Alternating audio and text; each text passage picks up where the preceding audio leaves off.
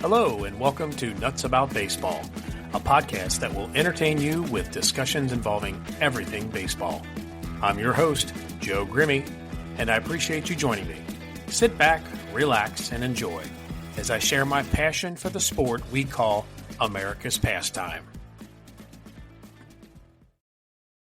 Welcome, everyone, to this episode of Nuts About Baseball. I am your host, Joe Grimme. This episode comes out of our Mixed Nuts series, which means that we are going to talk about something other than baseball. This episode is to pay tribute to Coach Kenney Shields. Ken is one of the biggest basketball icons and legends to ever come through Northern Kentucky. He has touched more lives in the greater Cincinnati area than anyone could probably count. With his coaching at St. Thomas for 10 years, and then on to Highlands for 13 seasons, where he collected 261 wins and 5 ninth region championships, and then on to Northern Kentucky University for 16 seasons, collecting 306 wins and back-to-back appearances in the Division II National Championship games in 1996 and 1997. This man has amassed 766 overall wins during his 39-year coaching career. He has been inducted into 11 Halls of Fame. I didn't even know there were 11 for someone who coached high school and college basketball. Not only was Ken a phenomenal basketball coach, he was a wonderful teacher. I personally had him at Highlands High School. He's a phenomenal person, and he's just an absolute joy to talk to and be around. And if you know Kenney Shields, you're a better person because of it. Right beside him is his wife, Marie. She is a phenomenal person as well. And they have 4 lovely daughters and 1 son who are just phenomenal people as well. Lots of grandchildren and great-grandchildren that all are wonderful people. It is an honor for me to talk to these former players and a couple family members about Kenney Shields and his wife, Marie. And it is my plan and my hope to soon interview both of them. But for now, sit back and relax as we take a walk down memory lane with some interviews from former players at St. Thomas, Highlands, and NKU, as well as his son and a grandson. This was a lot of fun to put together. I could have talked to so many people across the tri-state area, and we probably could do a series of former players and individuals that this family has touched over the years. But your time is limited, and so is mine. So let's get right into it with our first interview. Thanks for listening.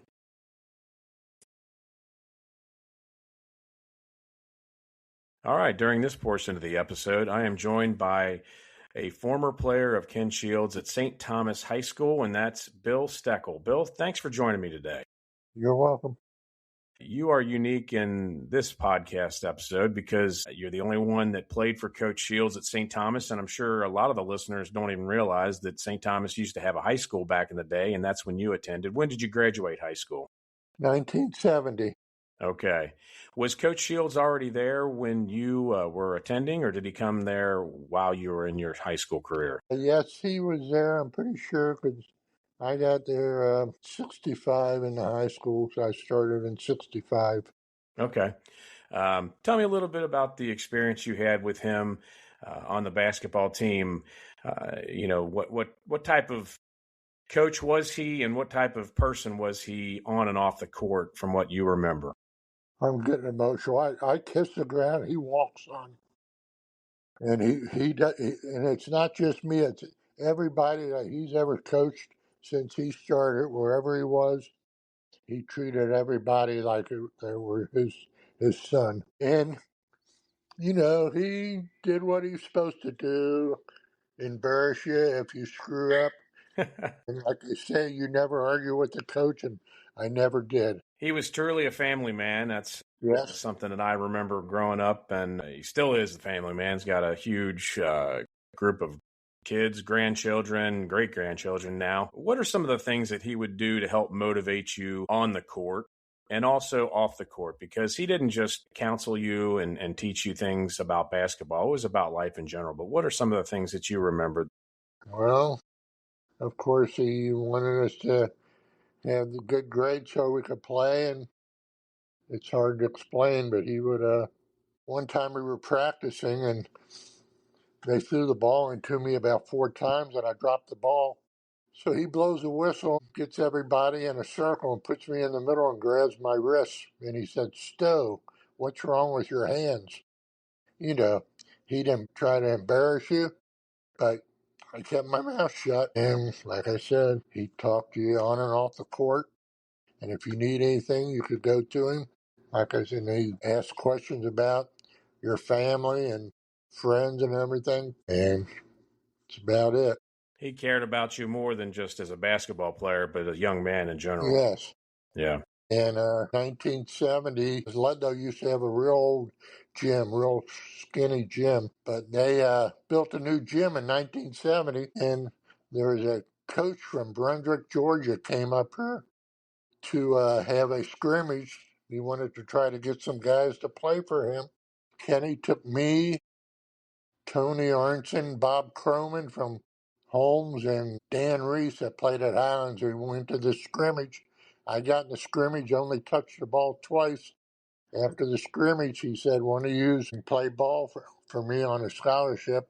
I'll let you know. And the next day, coach said they picked you, so I went down there. So he helped me get a scholarship. Wow. It's stuff like that. And there wasn't many people from St. Thomas. I was probably the only one that got a scholarship from St. Thomas because of him. So he helped out with everything. I always keep in touch with him all the time. And he always says, Stowe, I thought you forgot about me. You know, if I don't call him, Yeah. I said, Coach, I'll never forget about you. Yeah. Well, you worked at Highlands for quite some time, didn't you?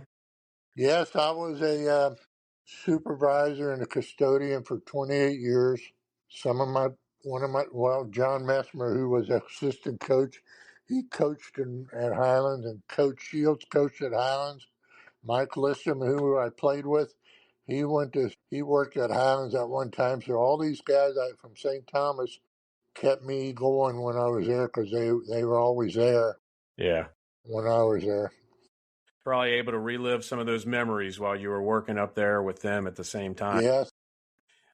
He's big on quotes. I've asked this question to many of the people that I've talked to. Do you remember any quote that he would use that sticks out in your mind?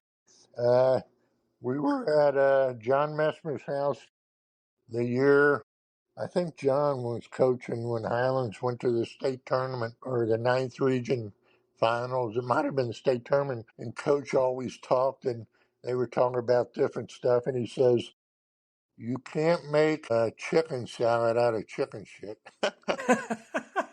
That's good. Funny, that's one of them. But he's always got some good ones. But that's the most famous one I heard. I think if he hasn't, he should write a book about all the ones that he likes to use. No, he's got everything. And like I said before, you never argue with a coach. And I disagree with him one time, and we were sitting during a game, I guess. Maybe, I don't know if it was during a game, because he coached, I don't know if you remember a guy named Bob Munnis. Yeah. Okay. I said, Coach, I'm watching this game. How come Bob Munnis never touches the ball? And he says, Stowe, we work our offense around him. And I said, okay, I'll never disagree with you again. He knows what he's doing. It's the only time I disagreed with him on anything in my life, because that's how great he is. And he always says, there's like three guys. My ex-boss was Alan Moffett, and there was a guy named Babe Wagner. You probably remember him. He's been there a long time ago. He was a head custodian there years ago. And I think there's one other guy, and Coach says he prays for us every day, us four guys. And he always tells us he loves us whenever I call him. When my wife's sitting here, he'll tell us, I love you. And he's something else. Well, Bill, I appreciate you taking the time to speak about Coach Shields. He's one of a kind, and I don't know that there will ever be anyone like him. Appreciate all the time that you've spent and your kind words. Thank you very much. Thank you. I'm glad to do it. All right, during this section of the episode, I am joined by a former Highlands basketball standout who went on to score over 1,000 points while playing at Northern Kentucky University, Willie Schlarman. Willie, thanks for joining me today. Happy to be here. I really enjoy talking about Coach Shields and that part of life. It's one of my happiest times in life for sure. Absolutely. He is a wonderful man, and that's one of the reasons I wanted to put this together. Do you remember the first time that you actually met Coach Shields? Yes, sir. I sure do. I was a third grader or a fourth grader at St. Thomas Elementary playing basketball for my dad.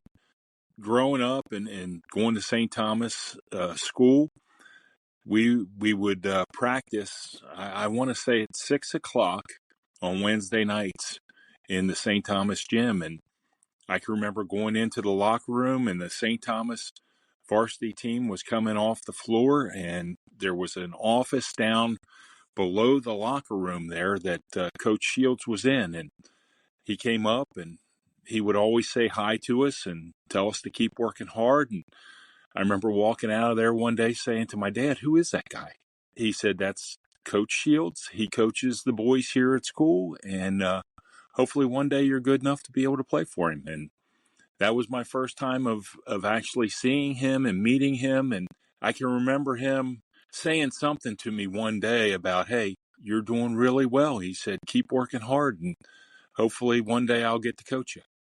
Well, as fate would have it, he did, in fact, coach you, and that was at Highlands. You were there, I think you graduated in 1983. Is that right?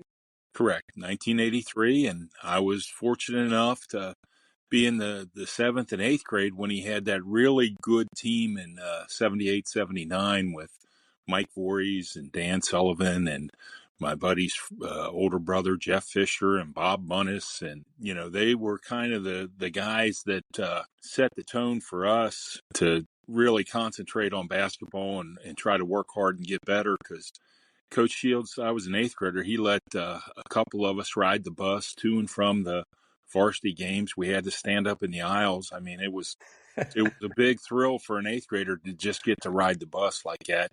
You know, we carried bags. We did whatever he asked us to do, and Yeah. I can remember that as an eighth grader. It was a lot of fun. Well, what were some of the things in particular that he would do to help motivate you to become a better player on the court? Well, he was just a really positive guy.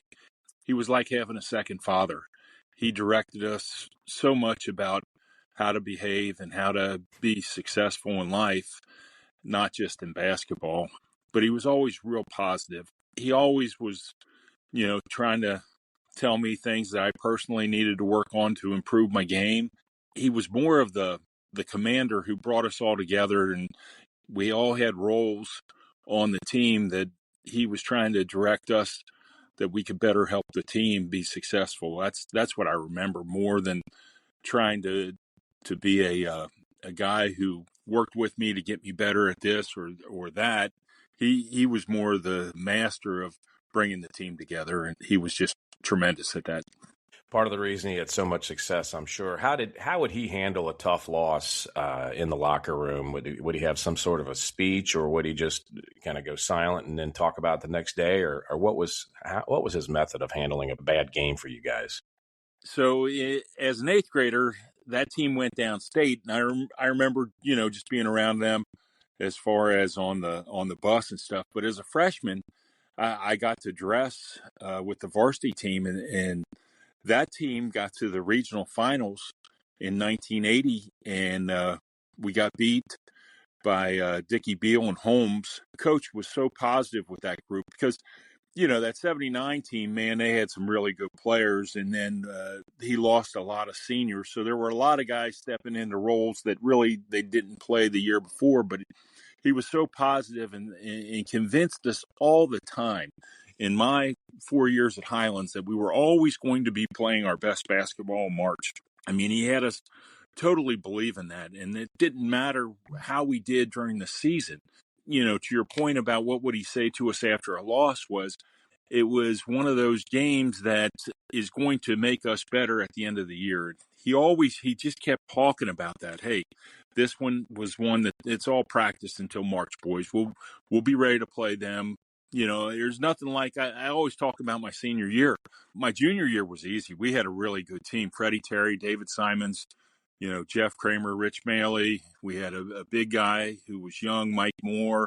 But we had a really good team my junior year.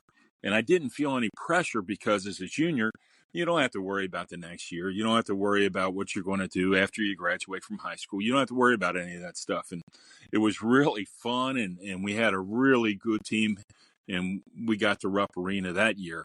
Yeah. But the next year, the expectation was we were going back. Yeah. It didn't work out very well during the regular season. I think Newport Catholic beat us 4 times, and Lloyd beat us twice. But Coach kept telling us, hey, we're going to be our best, in the postseason. And Crames and Rich both played football, and, we were counting heavily on them, and they won a state championship. And it usually takes those football guys till the middle of January before, the basketball skills come back and they're back in shape. And we showed signs from the middle of January on that we could be pretty good. Coach kept hammering us and kept voting us number 1, even though nobody believed that. And we show up to the regional tournament, and we've got to play NC in the semifinals. And he had us convinced, hey, we're going to play our best basketball. They had beaten us 4 times, I think, in the regular season. We were 0-4 against them in 1983. And boom, we beat them.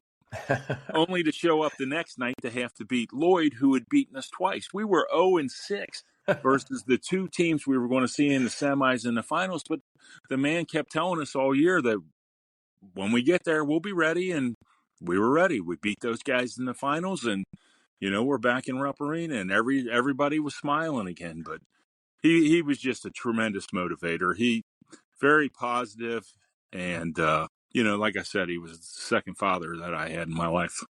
I had a great father. You've had quite a coaching career yourself, very successful, and I'm wondering if there are some things that you saw Coach Shields do that you have emulated during your coaching career. Oh, absolutely. Every year when I remember doing this, and it's been a while.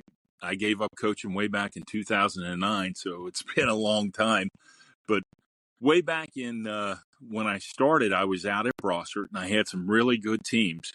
And we got to the regional tournament. And I can always remember Coach Shields, one of the neat things he always wrote on the board for the first regional game was 96 minutes to Lexington or Rupp Arena. So I wrote that on the board, and all those guys at Brossart, they had never won a regional game in the history of Brossart. And they're looking at me and they said, 96 minutes to Rupp Arena? What the heck? What is this guy thinking? And then, we won that first game. In the next game, I always got in the locker room, wrote it on the board, and then walked out and let those guys just mill over it. It said 64 minutes to Rupp. And I learned that from Coach Shields. And then we finally got to that regional finals, and it was 32 minutes to Rupp Arena. And I can remember seeing that on the board thinking, holy smokes, we're that close, And yeah, it was just something that always stuck with me, and I got that from him. I can remember talking to him early in my coaching career, asking him, Coach, he had great quotes. He always had stuff, on the tip of his brain that he could feed you. And I said, Coach, I've got this team, and we're just not quite playing together. We're not.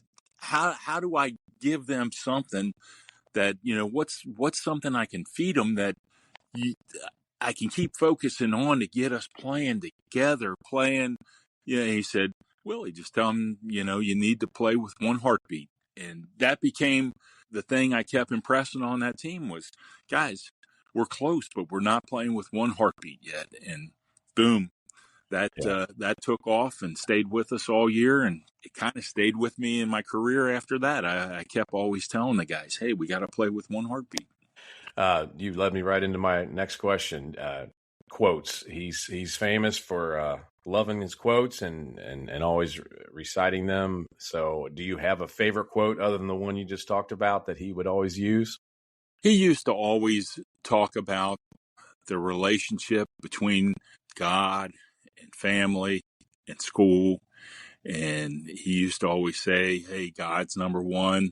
Your family's number two, and school and representing Fort Thomas Highlands was number three for us. And as long as we keep things in focus in that order, life's going to be all right, boys. And I remember him saying that, and I can always remember that before games we would go through scouting reports, and something from out of a movie. You would always put your hands in, and before we would leave the locker room, the last thing he always told us was, "And just remember, I love you." That always stuck with me. That's special.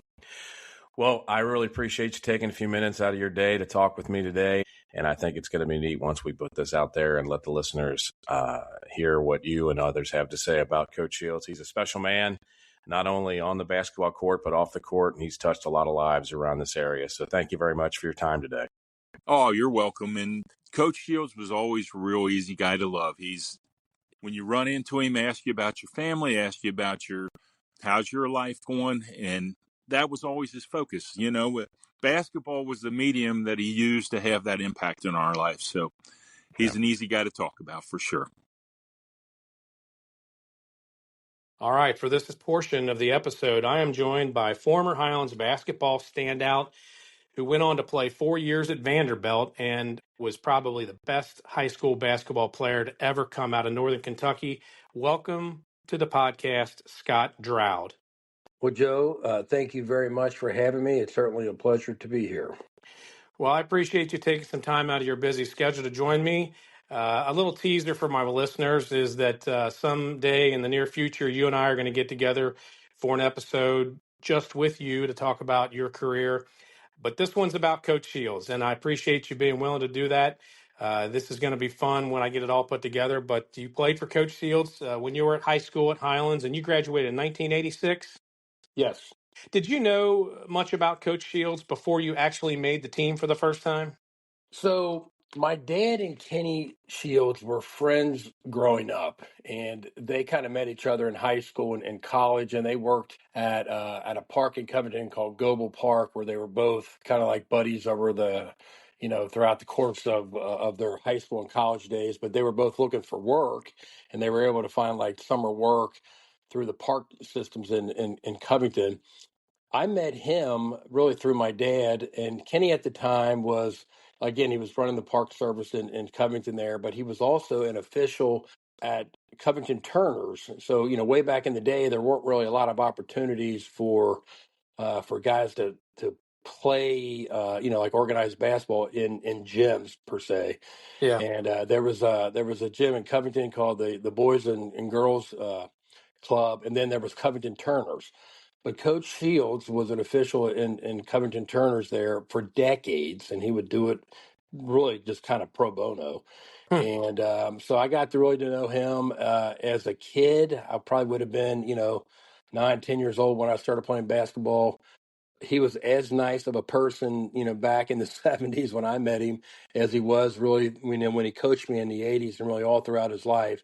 I often kind of joke that he is the absolute nicest person on the planet. I might have to agree with you. He's not only a phenomenal coach, but clearly one heck of an individual, human being, and just a family man. I saw it growing up. I graduated high school with his son, Kenney, and know a lot of his family. And it's a big family, as you well know. It's a big family. It's a great family. I mean, every person in his family, all of his kids and all of his grandkids and his son-in-laws now, they're just all tremendous people. And it's just a blessing to be around all of them. And of course, his wife, Maria, is just an amazing person as well. Absolutely. Do you remember any first impressions that you might have had when you first walked into tryouts for the first time at Highlands? So he was coming off of already having won a couple of regional championships. So I believe he won his first one back in the late 70s. Maybe like in 78 or 79. I think it was 1979. And then he had won another one in the early 80s. So by the time I had gotten to play for him, and I was on two teams that won regional championships under him, but he was already like a well-established, successful coach. And then he had a lot of success also at St. Thomas before he went to Highland. So some first impressions were, really everything he said, you knew the man knew what he was talking about because he already had a lot of success. So, he was already a man that, that spoke with with a lot of backing with what he had to say, and he had already had, like I said, a lot of success at different schools. But he was already well on his way to becoming a tremendous high school basketball coach. Well, you've played for a lot of coaches in your lifetime and all at different levels. Tell me what Coach Shields did differently, if anything, that helped motivate you while you played for him at Highlands. Yeah, so you're right. I was able to play for a lot of really great coaches. C.M. Newton being one. He was my first college basketball coach. And then Eddie Folger was my second coach, and he was also a great coach. But Coach Shields was certainly right up there, if not better than all of them.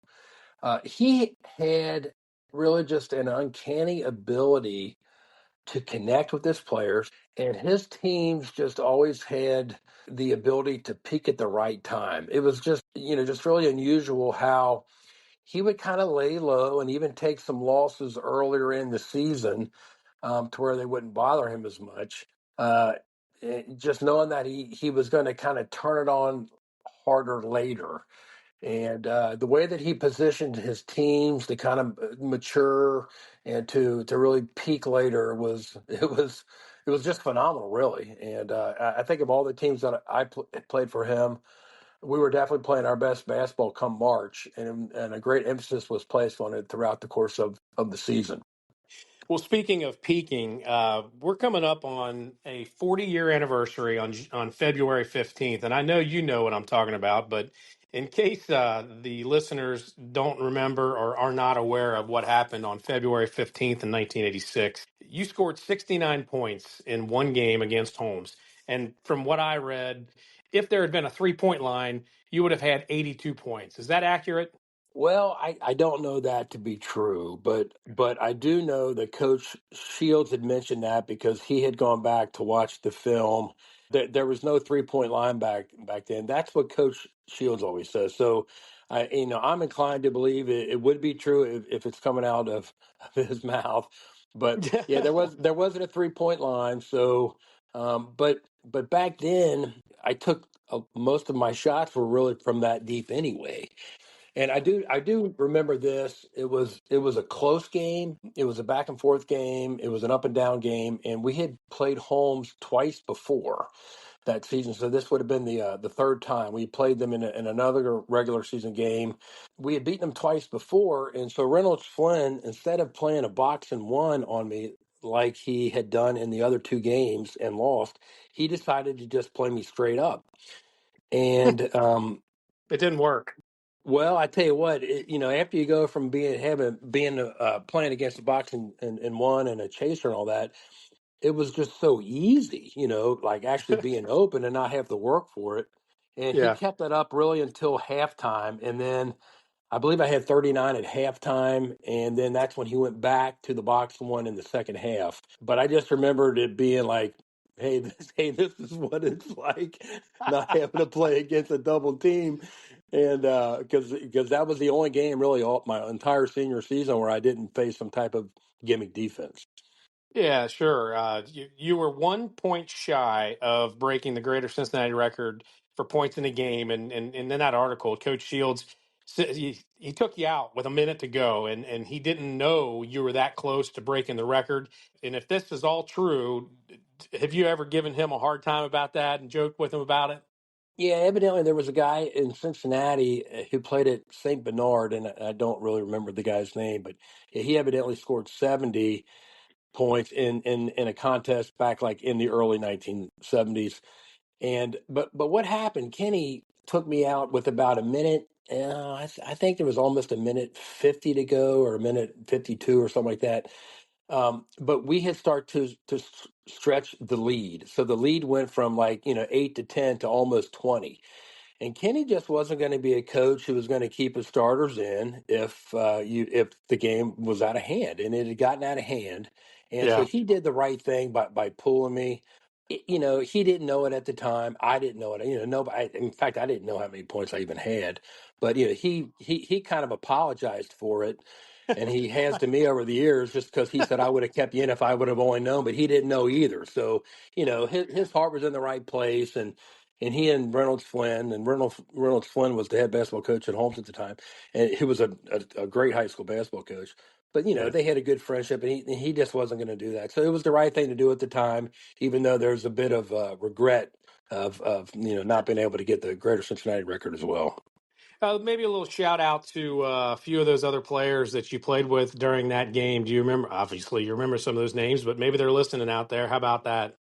Well, Mike Schuett was on our team as well, and Mike actually had a really good game that game as well. It was an up and down game, a quick pace game. Darren Blast game had a great game. Bob Cowley was our center, who pretty much got every rebound that ever came off the glass. And Bob was a tremendous high school player. In fact, I believe he has the distinction of scoring 1,000 points and also grabbing over 1,000 rebounds. Marvin Cox was on that team as well. Jeff Walz was on that team, so we had a lot of good players, and unfortunately, later on that year, we were also able to win the region under the leadership of Kenney Shields, and he was able to get us to peak late. We took a lot of losses earlier that year, and kind of came out of nowhere really to win the region, and it was just another credit to his coaching and getting able to put us in position to be successful. You did go on to play at Vanderbilt. I'm sure you were recruited by many teams during your senior year and maybe your junior year at Highlands. Did Coach Shields help you manage through all the chaos that was occurring during those years? So I decided to sign early at Vandy. When I took a visit there, I pretty much knew I wanted to go there. So I committed at my junior year, but I was very close to signing with Georgia. I like Georgia. Kentucky was still in the mix up until like my late that would have been like late in my junior year. Joby Hall recruited me, and he was the coach at the time. And then Eddie Sutton came in and did not recruit me. And Eddie Sutton had his sights on Rex Chapman, who was coming out of Kentucky that year. And then, of course, his son then also was the point guard. I knew I did not want to go to the same school where Rex was going to go because we both played the same positions. I just knew that wasn't going to be a good fit for me because I wasn't going to knock him out of that spot. But Coach Shields was instrumental in helping me kind of get involved with the college game. Coach Shields also there's kind of a backstory. He had known CM Newton from a few years prior when Coach Newton recruited, although not really hard, but he recruited a guy that Kenny had coached in '79 by the name of Bob Muntis, who was like a 6'9" center. CM would have been in Alabama at the time, and I believe Muntis went on to sign with Miami of Ohio. CM had met Coach Shields, and they had a little bit of a connection. And so that kind of made it a little easier for me to go ahead and to sign with with Vandy at that stage. Well, you had a heck of a career there, and we'll talk about that at a later date. But did you keep in contact with Coach Shields during college? When I was in college playing, Coach Shields had left the high school ranks to go coach at Northern. So I think what's really interesting about Coach Shields is he had the all time winningest record for most wins at the high school at the high school coach here in Northern Kentucky for years and years with almost 500. But he spent 16 years at Northern. Yeah, He leaves Highlands when Highlands was really at its peak. And, he had a lot of talent there in the 70s and the 80s. But really, a couple years after, like, I graduated and he went on to Northern, that's when Highlands really had just an influx of talent that rolled through there, even more than what he had when I played. So the talent that went through there after Coach Shields left would have been like it would have been like Derek Smith and Jared Lorenzen and Ross Neltner and Gino Gaduli. I mean, those teams were just loaded. yeah, And it was really interesting because, I sit there and think that Coach Shields won 5 regional titles. How many more he would have won had he yeah. had stayed and not gone to Northern? He has all these great wins and stuff at Northern and being the Division II runner-up, champion twice. Twice, yeah. Yeah, but his record would have been untouchable had he had spent all those years, just at the high school ranks instead of at Northern. He was so busy at Northern that he didn't really have a chance to come down to watch me much at Vandy. But I did speak with him, in the off season, And, even to this day, I do enjoy our time together when we get together for lunch. I actually attend some prayer groups with him over the summer. So he's just a tremendous person. And anytime I get a chance to be around him, I certainly do. People that know him are better people because of it. That's my firm opinion. That's for sure. Oh, there's no doubt, and he has had an impact on just so many kids, and he is the epitome of what a high school coach should be in terms of being able to really have a lasting impression on a player, something that extends far more than just your time spent with him on the hardwood. Yeah, and speaking of that, and we'll wrap it up with this. You've been in education for a lot of your post-college career as well as coaching yourself. What are a couple things or a few things that you learned from him while playing for him that you've emulated to trickle down to the players and students that you've had? Oh, I use many. Certainly, everything from personnel and what type of personnel, how many personnel to keep, how to go about having to cut kids when it came time to actually having to do that, and that's the worst part of the job. He used to use this example of he would draw a racetrack on on a blackboard or a chalkboard, and he would kind of equate the season as being one long horse race, and he would line up all the horses. Those were all the teams at the beginning of the beginning of the race. And of course, some teams would break out of the gate quick. They'd win 8, 9, 10 in a row, but then they would falter as the season goes on. But anyway, so he would always kind of position Highlands in a state where they were willing to and ready to make like a sprint towards the finish line, because they wanted to go across the track first. As players, we loved it because it just kind of resonated. And he would do that. He would only do it like once a month, but whenever he drew that track up, we knew what was coming. And then he would go into his spiels about different teams and different coaches and how they coached and how they were going to race the race going to the finish line. And I used that as a coach as well. I used a lot of his sayings, a lot of his quotes. If you know Coach Shields, he loves a good quote. Yeah. And does he ever? But I certainly used many of his quotes over the years. He would always start off the practice with a quote, as would I. Of course, I didn't do it nearly as well as he did. Right. But yeah, he taught me many things, and I forever am indebted for that. Well, Scott, it's been a joy talking with you today. I appreciate your time, and I really am looking forward to getting back together with you at a later date, and we can talk about Scott Draud and his career. But I know that the listeners have enjoyed it, and I'm sure Coach Shields, when he hopefully listens to this, is going to be real thankful for the people that have joined in for this. So thank you for your time. Well, thank you, Joe, and it's always great being able to talk about Coach Shields.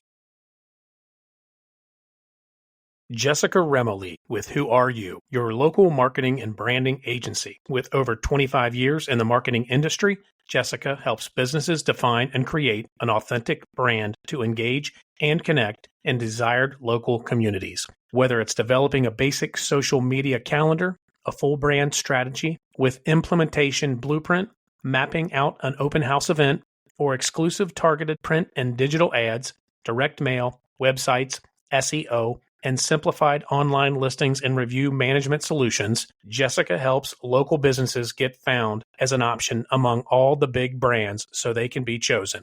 If your business can't be found, it can't be chosen. Don't get left in the shadows. Let Jessica and her team at Who Are You help find your way.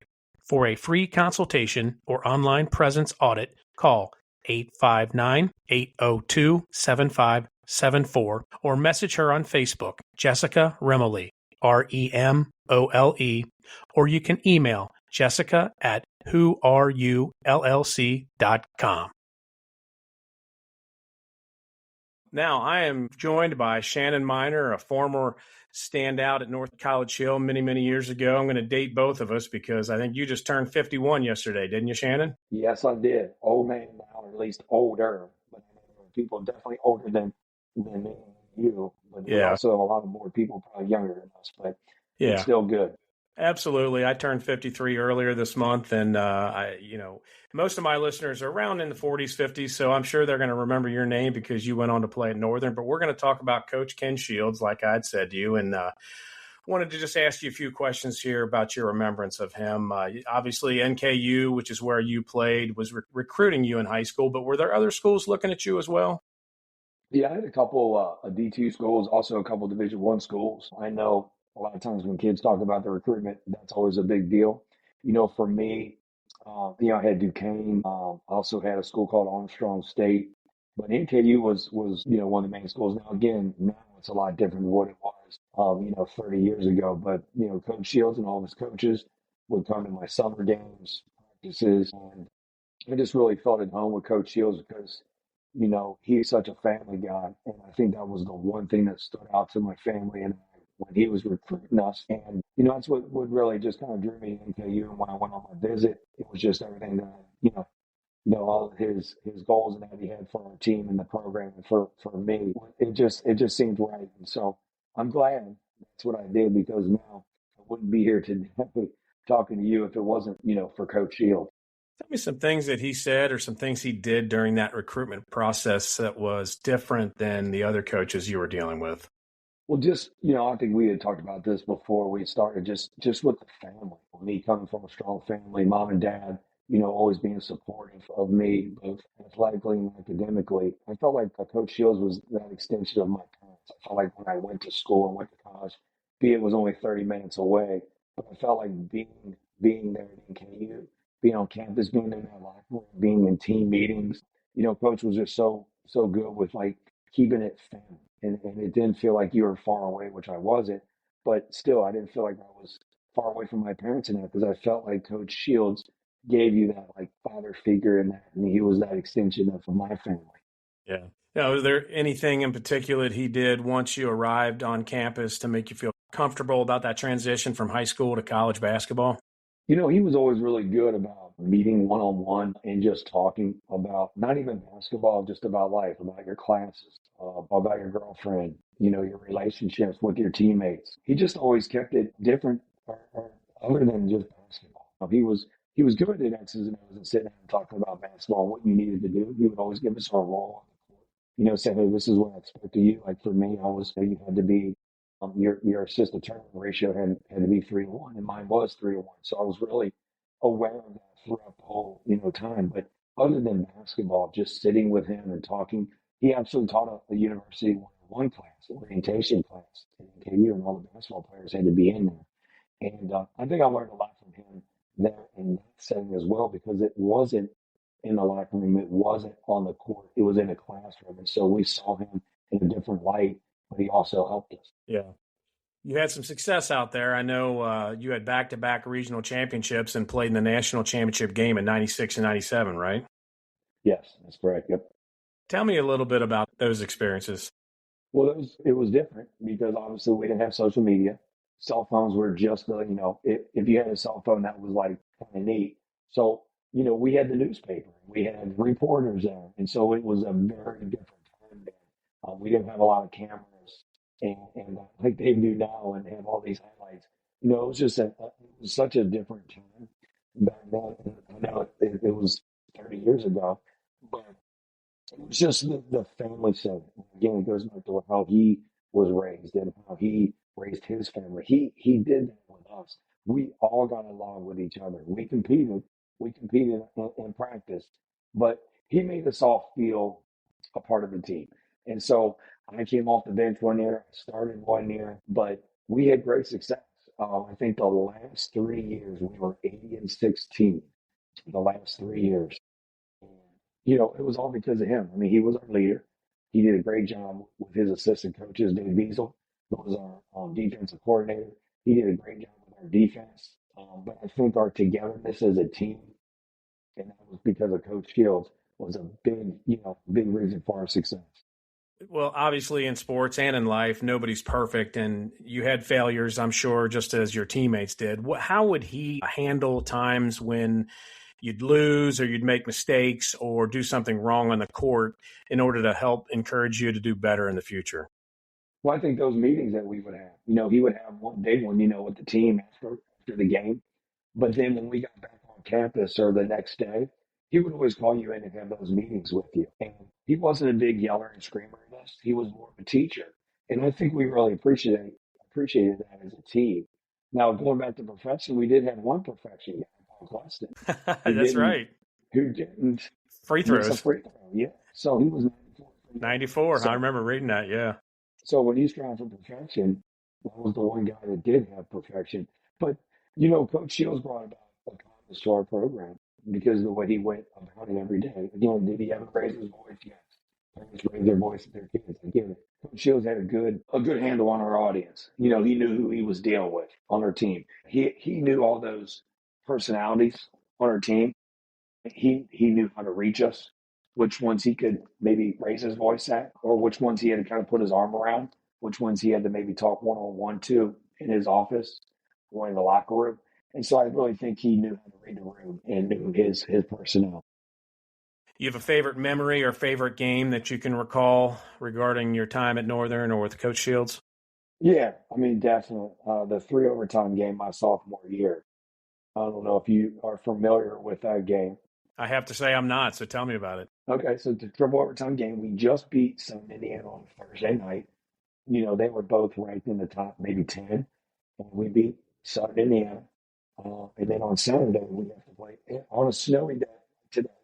It was snowy. It was a triple overtime game. We won the conference in that game. We got to host the regional tournament down at Riverfront Coliseum, which is now Heritage Bank. Right. Again, we won in triple overtime in the locker room. We got to pour the whole Gatorade water jug over Coach Shields. He was soaking wet. He got up on a line, cut the net down. He had Carter, who was his first, I think, grandchild, in his arms. While he had a pair of scissors cutting down the net. But that was just a magical, maybe game or weekend where we beat Southern Indiana, who was then coached by Bruce Pearl.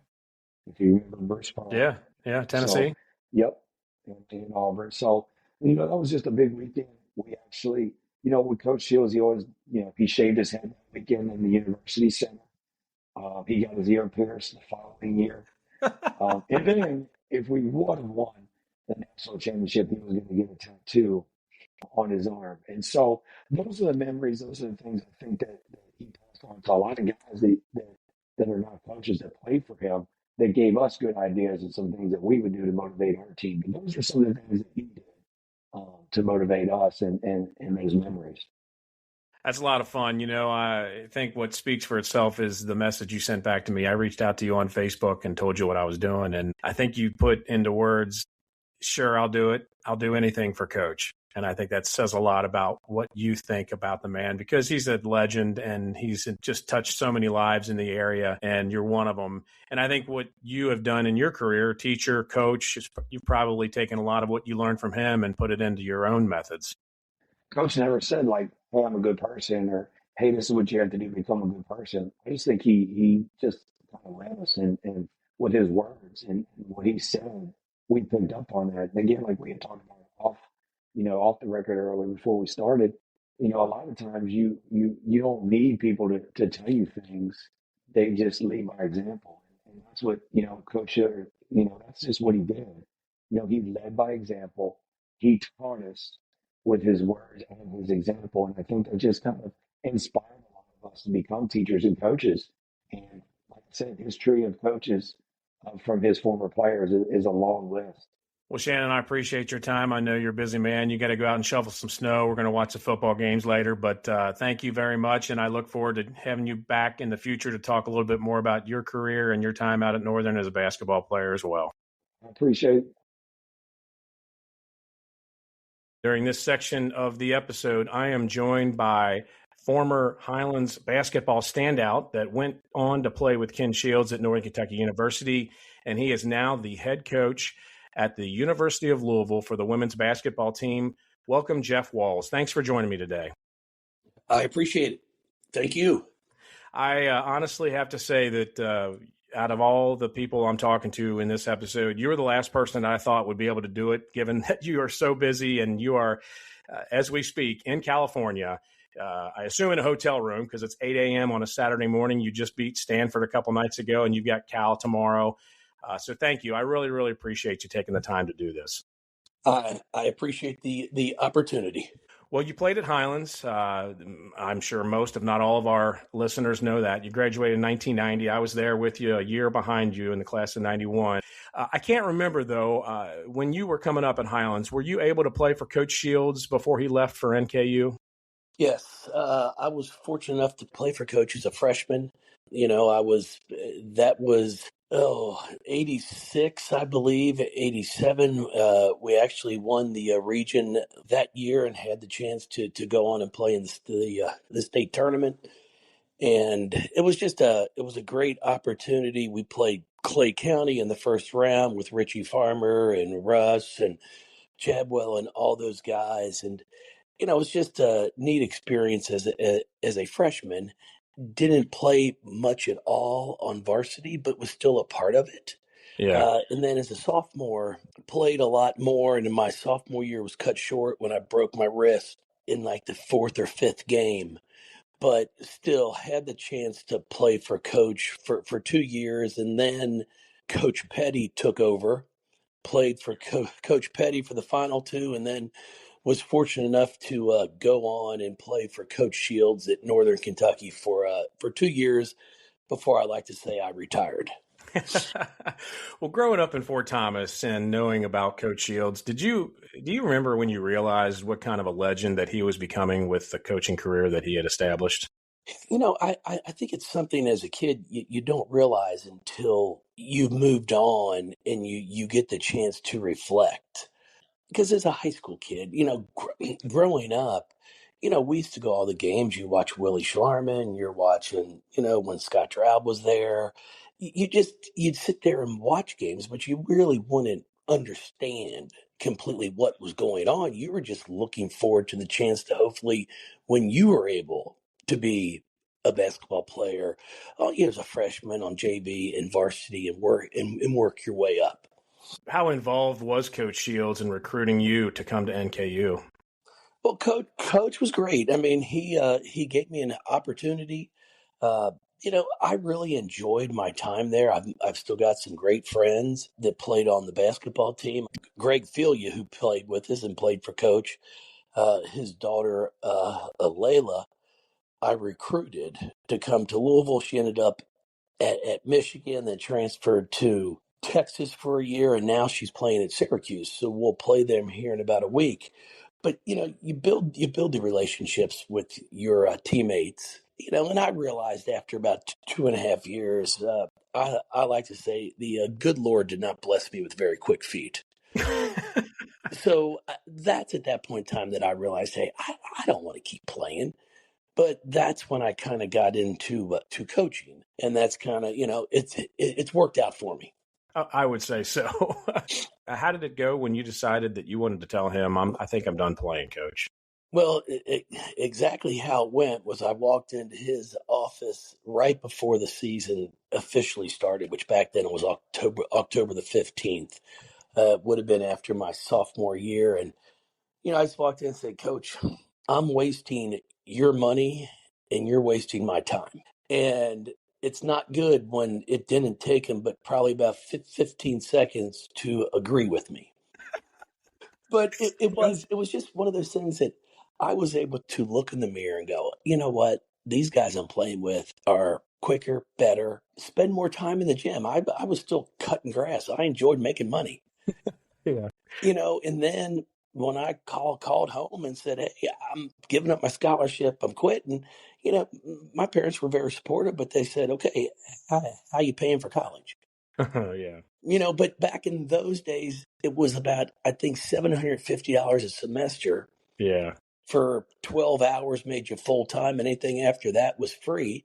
So how I got into to coaching was there was the seventh grade girls job was open at the middle school. They needed a coach, and I said, "I'll do it." So that's kind of how I started. I talked to Coach about it. He was great. He's like, "It'd be a great experience for you. You should go and do it."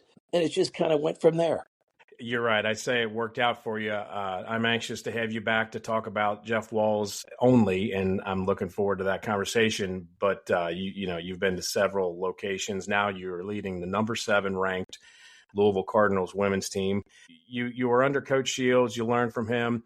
Are there any things that you do that you think you've learned from Coach Shields, or that anything that he taught you in particular that you follow? Yeah, coach was always great, and he made sure that everybody was good off the court. He pushed you and challenged you to be the best on the court, but made sure I think everyone at the school, even back at Highlands and then in college, you knew Coach was there to make sure your experience was good, make sure you were in a good place, and then once you knew that Coach cared about you as a person, then he could challenge you as much as he wanted on the basketball court. And that's something that I've carried over with my own players. I'm just, people will watch and I'm pretty loud and I yell and I get on my kids, but they don't know the relationship that I have with my players off the floor.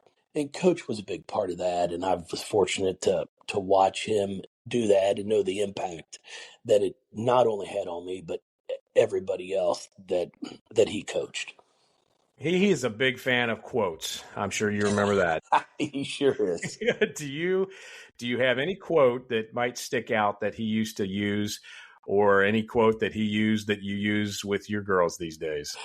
You know what? I am not huge in the quotes like Coach was, but I always laugh because I'll tell our kids, his one of his favorites was "Don't be cute, just execute." Oh, I like it. I'll share that with our kids, with my players. Yeah, oh yeah, he had his book of quotes. He was great. It'd make you laugh. It was a great time. I really enjoyed it. Coach has been good to me ever since. I mean, he'll still reach out to me, and when I get a chance to get back up to Four Times to see my family, I'll normally run into him. So it's been great. It's neat to see all the love that everyone has for Coach Shields, because he put a lot of time and effort not just into the basketball teams, but to everybody that came through Highlands and had the opportunity to just be exposed to him, if it was in the classroom or on the basketball court. Well, again, I really appreciate you joining me. I don't want to take up too much of your time. I know you've got things to do and games to play, and I wish you the best of luck, and I hope maybe this is the year that you bring home a national championship to Louisville. I appreciate it, Joe. It's been a lot of fun. I mean, it's one of the things. It's hard to believe. It's my 31st year of coaching college basketball and 19th here at Louisville. And it's one thing Coach Shields and I talked about early in my career here at Louisville. In this profession of college athletics, you don't really get to choose where you're going to go work.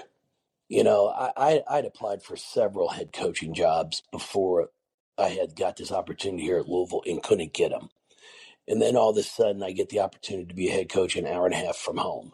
Yeah. And that just doesn't happen very often. Coach Shields and I talked about that, and just, when you get the opportunity to be around family and then still do something that you love, it makes it that much better. Yeah. Well, he's definitely done that all his life. He's impacted so many people around this greater Cincinnati area, and that's one of the reasons I'm doing this podcast. I hope he enjoys it, and I think everyone who listens will enjoy it as well. I agree with you on that. I appreciate it. In this portion of the podcast, I'm joined by the one and only son of Kenney Shields, and that is Kenney Shields Jr. Thanks for joining me, Kenny. Thanks for having me, Joe. Excited to be here. Well, it means a lot. You and I go way back. We attended Highlands together. I've mentioned that on this already with other interviews, and we graduated high school together and still remain friends. Our kids have somewhat been around the same ages, so I see you from time to time, and obviously parties here and there. So a long time friendship, and it's neat to be able to do this for your dad, and I appreciate you taking some time out to talk about him. So let's just get right into it. You're in a unique position in that you're the only son born from Ken and Marie Shields, correct? Correct. You have how many sisters? 4 sisters, 3 older and 1 younger. And my mom and dad had their kids 2 years apart, starting in 66, 68, 70, 72 is myself, and then Joy is 74. Well, they planned that pretty well, didn't they? It just worked out naturally with my mom nursed all of us, so that it was like a natural contraception. There you go. Food for thought for all the listeners out there. Yeah, I know. You didn't think you were getting that, yeah. Absolutely. Well, tell me a little bit about your childhood. Do you remember the first time that you realized just what kind of legend that your dad either had become or was on his way to becoming as a basketball coach? I do. I would say my first memory was in kindergarten in 1979 when my dad won his first regional championship. My mom pulled me out of kindergarten to take me down to Rupp Arena, which was very exciting. And everyone, she had T-shirts made for all the kids, and it was a very exciting time. And my dad actually got his only victory down at Rupp Arena in that year, his first year there. Anyway, it was exciting. And then growing up, getting a little older, especially once I got into Highlands High School as a freshman, he was our health teacher, as you recall, Yep. and lots of funny and fun memories from that. And then just knowing that he was kind of a legend in the area and had done really, really well as a high school coach. Well, I learned something that I didn't know previously by doing these interviews that your dad was a heck of a baseball player. I wanted to bring that up to you, Joe, because uh, I love that your podcast is called Nuts About Baseball because my dad's first love was baseball. So Yeah. you'll definitely have to ask him about that because growing up he followed the Reds. He loves to tell the story about being with his brother Tim at the last game at Crosley Field, and Oh, wow. my uncle Tim. They said they had the last beer served at Crosley Field because when they cut off sales in the seventh inning, my uncle Tim gave the guy a $20 bill and said, "We want the last two beers served." So That's the cool. last two beers together at Crosley Field, and he just played baseball. He played second base. You know, as far as coaching is concerned, I know that he obviously influenced so many people across the area. You played basketball in high school. Yes, Did you feel pressured to either play basketball? I mean, I know you played football too, but did you feel pressured to play basketball, or did you just truly love the sport regardless of what he did? I did love it, and I did feel a little mild pressure to continue playing because my dad was the legendary basketball coach. And of course, people would often say, you can't make you didn't make that shot. Your dad's the famous coach. Like that would have a correlation. So I did feel some mild pressure to continue playing basketball. But one thing I admired about my dad is that he never really put pressure on me or any of the kids to play any certain sports. He just exposed us to a bunch of sports. And of course, he had like certain rules and principles that we lived by. Like if you started a season, then you're going to finish that season. You're not going to quit in the middle of it. That's a good principle to live by, as you know. Those are good things. And I'd say that's one thing I admired about my dad is that he never really tried to live vicariously through me as an athlete. He let all of the kids, including myself, do our own thing. What's obvious to anyone that's met him, and he's a true family man, and it's trickled down to all his kids and grandkids, and it's just a wonderful family all around. Describe for me what growing up with him was like, with a room full of four sisters, Christmas gatherings, this, that, and the other. How did your mom and dad just keep some sort of semblance from what could have been a chaotic situation with five kids running around? Yeah, my mom kind of was the glue that held everything together. Of course, you know the adage that behind every great man, there's a great woman. Yes. That is true. One of the fun stories I like to tell is that my mom would get on my dad's case if he had a tough loss at the end of a game. Say, for example, on a last second shot, she'd say, "You should have had somebody covering the inbounds pass," and he would yell back at her and say, "You don't know anything." But the funny thing is, the next time his team was in that situation, he'd have the tallest guy on his team covering the inbound pass. So a lot of my dad's genius moves as a coach probably came from things my mom commented on. That's funny. They held it together, and my mom was kind of the ringleader of taking care of the kids, and she stayed home with all of us until We were all in kindergarten and then went back to teaching sixth grade math. So she had a full career teaching math, and my dad obviously was at St. Thomas for 10 years and then Highlands for 13, and then got the job at NKU, which was very exciting when I was freshman to a sophomore. That's when he got that job at NKU, which was thrilling for the whole family, kind of a big deal, as you recall. Oh, absolutely. Had such a career out there, back to back appearances in the national championship for Division Two. Did you see any potential regrets that he might have had by leaving Highlands and going to NKU? I mean, obviously he's moving up in the ranks, but I mean, he was on the verge of some serious teams that were coming up, you being one of them in your class, my class. I mean, do you think he had any regrets leaving what was going to be an even better situation than it was at Highlands to move on to NKU? Well, my dad had a unique career because he became a head basketball coach in his second year teaching. He coached freshman basketball at Covington Catholic his first year, and then he got the head coaching job at St. Thomas High School in Fort Thomas. And so, because he started so young, as a head coach, he had accumulated so many wins after 23 seasons that he was the winningest high school basketball coach in Northern Kentucky history forever until maybe just a couple years ago when Coach Faust at St. Henry surpassed him. It took him 40 years to do it, whereas my dad had accumulated all those wins in 23 years. My dad did face some really thin times and difficult times at NKU as a coach. College coaching is all about networking, and hiring a local legendary coach to be a college coach probably isn't the recipe for success. So my dad did have a lot of thin years, almost on the verge of actually losing his job. And my dad always says it's darkest before the dawn. So the one year that he was basically going to lose his job because he needed a certain number of wins or he needed a 500 record, they had added a Division One game against the University of Dayton, and that's what made him not 500. But they let him continue. Well, in the next couple of years is when all of a sudden NKU started doing really well, and then soon thereafter going to the national championship basketball game on CBS 2 years straight. Yeah.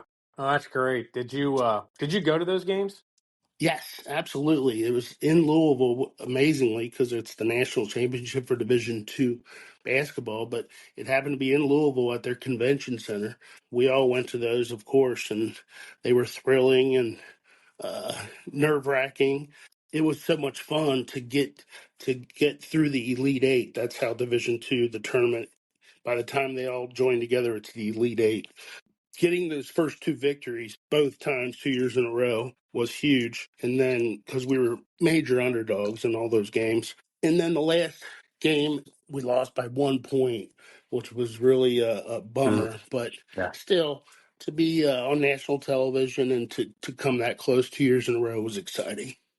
Well, I don't think NKU would be where they are today, especially moving the transition into Division One without what your dad did out there and the success that he had. So I think it goes without saying. And anyone who says otherwise, I'd be glad to have him on this podcast and debate. There's no doubt about it. I agree totally. He was the trailblazer getting NKU on the map, and it definitely he did really well there, and he's appreciated by so many of his former players and alumni.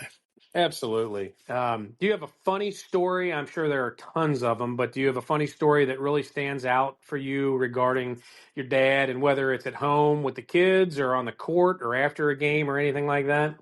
One really funny story that he tells that I've always thought was hilarious is when he was at Highlands, his team was getting ready to play in the regional tournament versus Lloyd High School, and they had a couple really good Division One type players.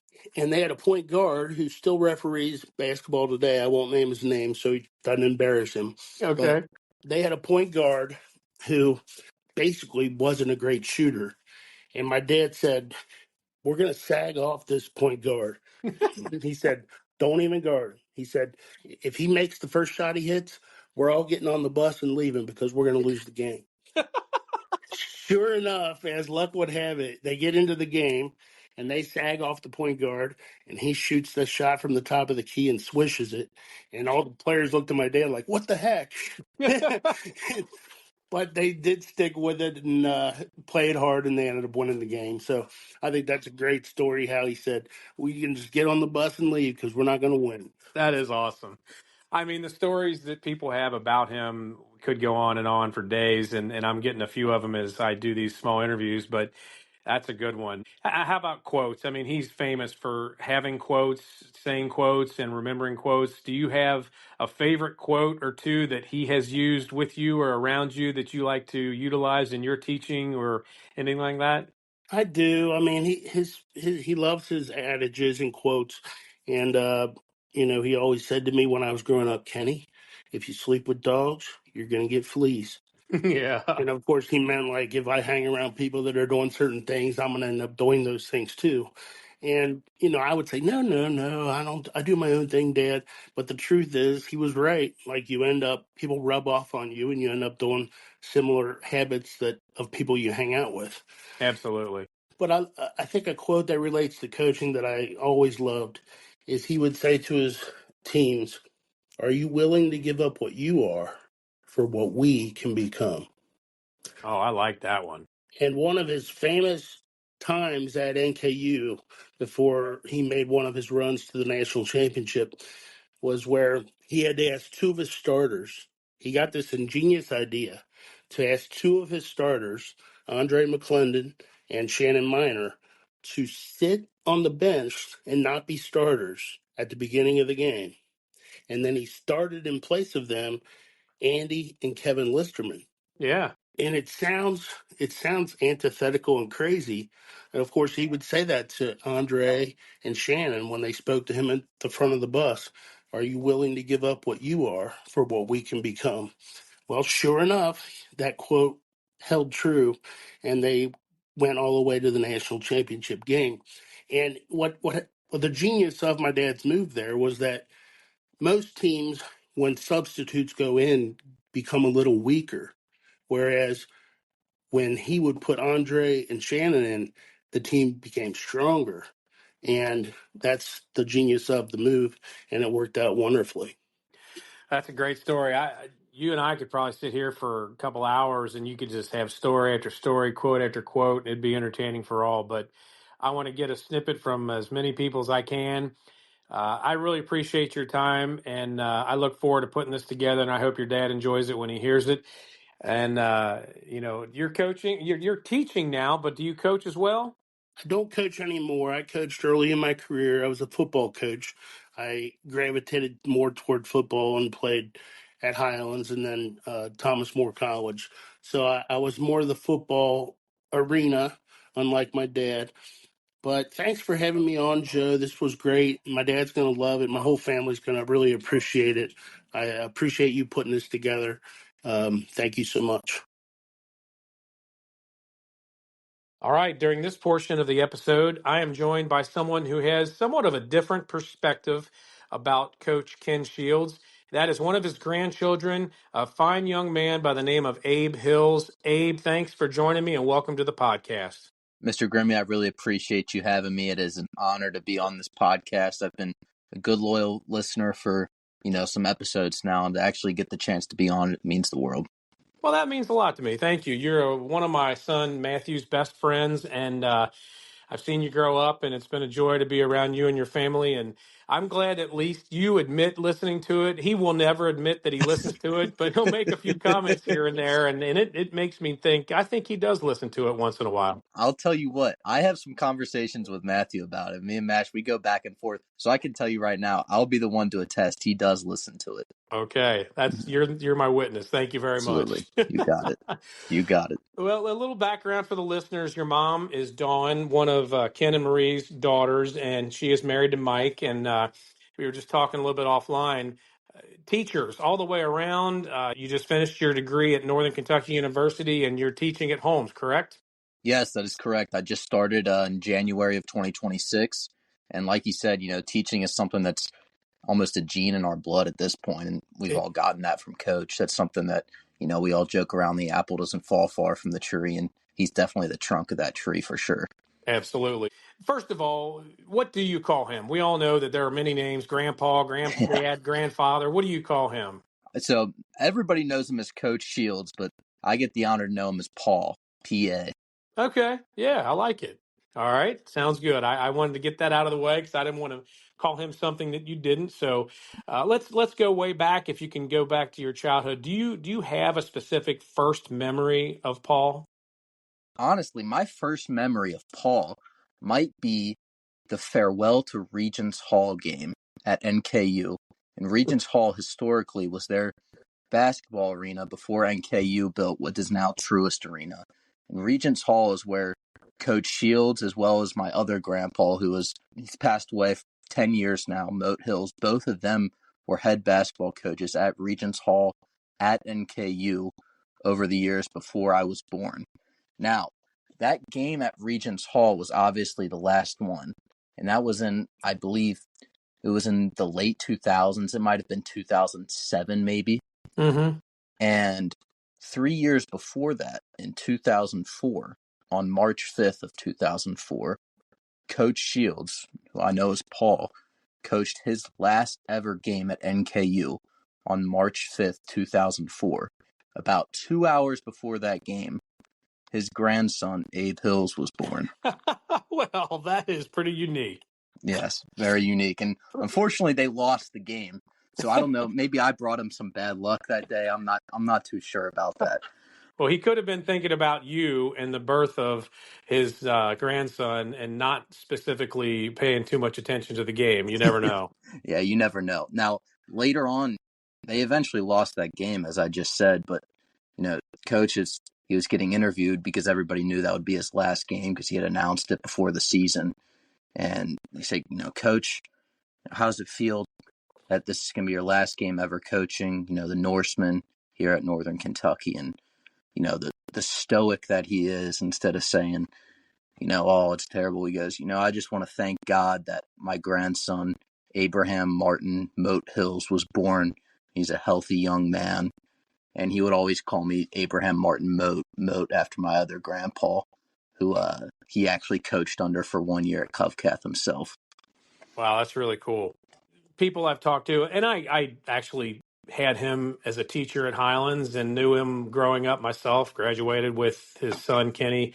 And I know what kind of man he is. And everything that I hear from everyone around him talks about how much of a family man he is. And that just speaks it right there with the comment you just made about his interview. So it's a common theme when you talk about Ken Shields and his wife Marie and just the family overall in general. One of the reasons I'm doing this, so I appreciate that story. Growing up, I'm sure realized at some point that you were clearly related to a legend in Northern Kentucky basketball. Do you remember when you first realized just how iconic this man was? I'd say a lot of it goes back to NKU. Now, obviously, I didn't get the chance to see him actually coaching at NKU, but I've had the privilege of going to just about every single home NKU basketball game over the past probably 15 years or so with him. Yeah. And every single game, it is no short of at least, 20 people that line up to talk to him.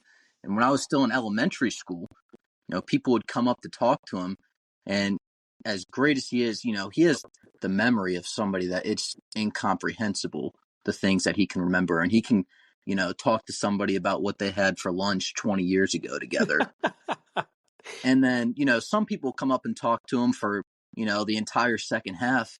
And finally, as we'll be leaving, I'll say, Paul, I've never even seen that person before. And I'll say, Paul, who even was that? And he'll look over at me, and I remember in about first grade, the first time I ever said this, he goes, Abe, I have absolutely no idea. Great. But he can sit there and have a conversation with anybody and anything. And especially, that goes to show it doesn't matter if it's somebody that he knows from childhood, somebody that, is a former player, or somebody that he doesn't know at all. Yeah. Seeing those people come up to him at those games, and obviously all around the Fort Thomas and Northern Kentucky community, it was something that was definitely surreal that I noticed pretty quickly in my youth. Yeah, I'm sure it might be a challenge at some point during those games to actually watch the game versus entertain Yeah, people, huh? yeah, no doubt at all. Well, like I said, growing up, one of Matthew's best friends, I've seen you through the ranks, and you were a high school athlete and a very good one. And I saw your grandma and grandpa at a lot of those sporting events. What did it mean to you to see them in the stands or on the hill at Highland Park to watch you compete in all those sporting events so many times? I mean, honestly, it means more than really words could describe because as you talk about, I mean, the family guy that coaches and, you know, you can't talk about coach without mentioning, Marie, who I call Nana, who all the grandkids call Nana. Just as much of whatever a coach's wife is just as much, if not even more. Yep. But seeing both of them always in the stands at basketball games and always in, like you said, on the hill at Highland Park, uh, it really means a lot. And, it's not just those two sports. If you go to, a Highland soccer game, they're always there. If you go to a Dayton women's soccer game where my cousin Laney plays, they're always there. They are just about all over the country. And like you said, as much as Coach is a basketball fan, he's just as much of a fan of his entire family itself. I can't imagine how they can keep their schedule straight with how many grandkids that they're trying to attend events for. And, that's why we mentioned Marie, because I'll tell you what, as great as Coach is, if it wasn't for Nana, I don't even know if Coach would be here right now, because she's the one that helps get him around for sure. No doubt. She puts all those schedules together, and both of them together, they are miracle workers. Yep. Is there anything in particular? I'm sure there were tons of lessons that he taught you growing up about being an athlete, but is there anything in particular that you remember that stands out more than others? His stories and quotes definitely go far beyond anything. And, one of my favorites because, we were kind of alike in the sense that we both actually were probably even better baseball players than we were basketball players. And a lot of people don't know that about him. I did not. Probably a better baseball player in high school than he was a basketball player. Really? Now, by far, my favorite story of Coach is when he was a senior in high school. All of the best baseball players in the entire region, all around greater Cincinnati and northern Kentucky, went to try out for this team over on the west side of Cincinnati at Cheviot Fieldhouse, where your son Mash and I believe, have both played a couple baseball games together. Yeah. And over at Cheviot Fieldhouse, all these great seniors and just about to be college baseball players were trying out for the summer ball team. And Coach, who had never, ever, had a problem making a team, starting on a team in his life, goes, well, I've been, CovCath Athlete of the Year. I've never had a problem in basketball or baseball. I'm going to go try out for my usual position at second base. And Coach runs out to second base, and only one other kid runs out with him. And they both get there to start taking in field right as this tryout starts.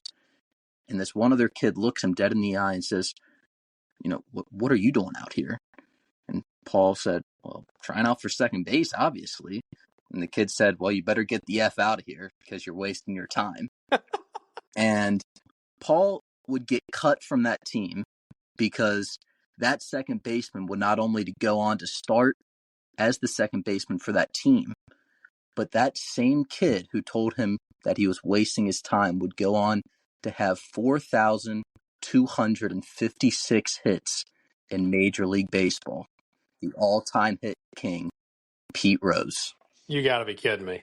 God's honest truth. That is a cool story. I never expected something like that, and it's going to be wonderful for the listeners. That's awesome. Absolutely. But that's got to be one of my favorites. And he always says that, not only to our family, but to a lot of his campers is one way of saying, just because, something doesn't go right for you in the moment, there's always other opportunities out there for you. Obviously Pete would go on to be the MLB hit king, and then, Paul found his passion in coaching basketball. So I think, the two things worked out for the both of them in the long run. Well, knowing what I know about Pete Rose, I'm not surprised that he dropped an F-bomb. Yeah, no doubt about it. That's great. Well, it's funny. It's a nice segue into my next question. talking about his quotes. I know he loves his quotes. Is there a specific quote that he would use or that he still uses that stands out to you? There's two that I cling to a lot. Now, one that he used to always impart on me was strong like bull. He would talk about that in basketball terms of being strong, but as you get older, you start to realize that that's not just about sports as it is about, your mental capacity and being strong in life. And that's the key with him is all of his quotes, when you first hear them, you think of them in basketball terms, and then you realize that it's something you can apply to your daily life. Now, when I was starting 5 years old and I would go to all of his basketball camps, coach would talk about strong like bull and being strong like a bull or strong like an ox to all of his campers. And he would say, Abe, I want you to come up here. And I'd get up there and be all red in the face, obviously, in front of these, 100 campers or whatever in the middle of July at the Fort Thomas Armory. Yeah. And he would say, Abe, I want you to show them strong like bull. And he'd have me flex my arms in front of all of them as a little 5-year-old. That's And great. that would make my entire year right there because I'd be like, he thinks I'm strong. I'm ready to go. And I Yeah. probably had arms the size of toothpicks, just as I still do now. But That's great.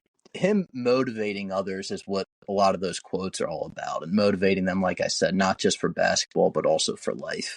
The one other that I cling to now a lot, which stands out to me, is the mother of all learning. He'd say, what is the mother of all learning? And not a lot of people know. And he'd say repetition,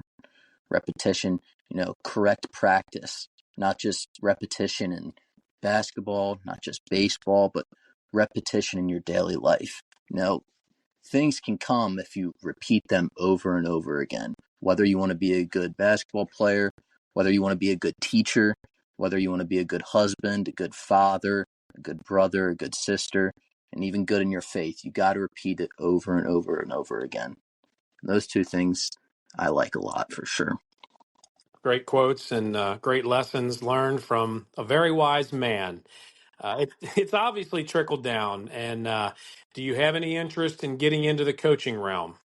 Yes, absolutely. And that obviously comes from coach, as I say for others, but from Paul himself for sure. Uh, I've been very lucky that, like I mentioned, I've gone to his camp since I was about 5 years old.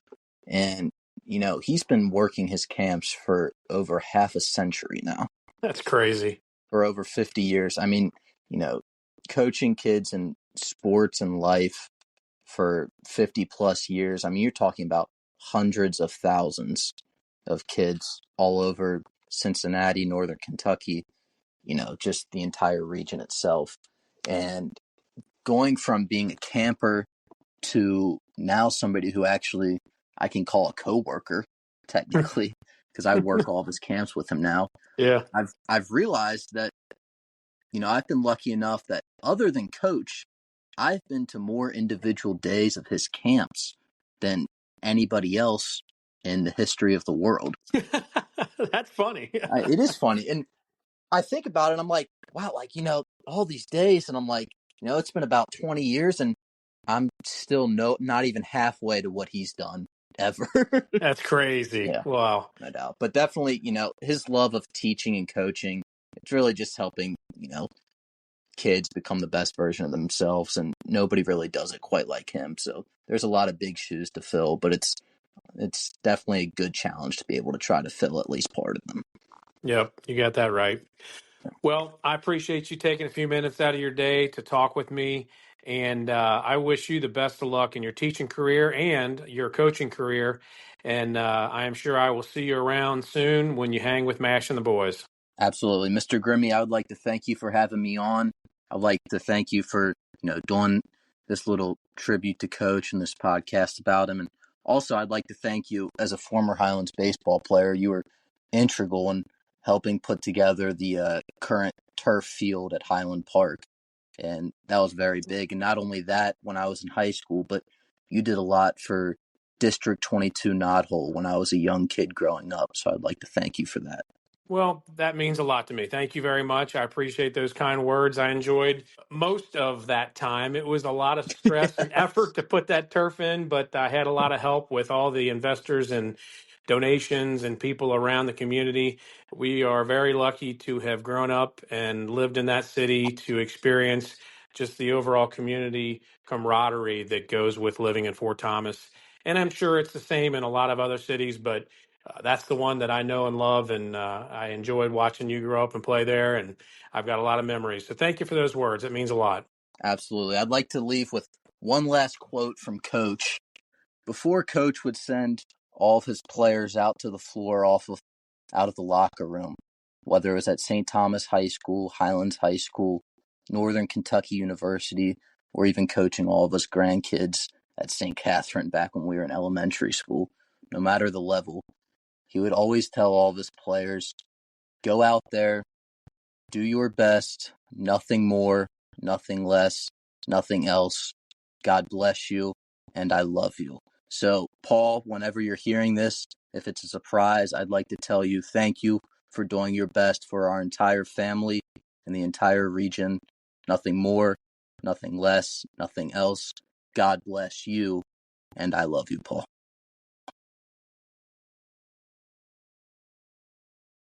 It's hard for me to follow up with anything of substance after that last interview with Abe Hils. Just a fine young man, as you will agree.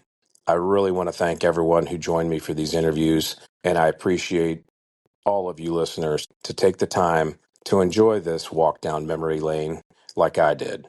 Please continue to tune in and look for future episodes on this podcast. Until next time, I am Joe Grimme, and I am nuts about baseball.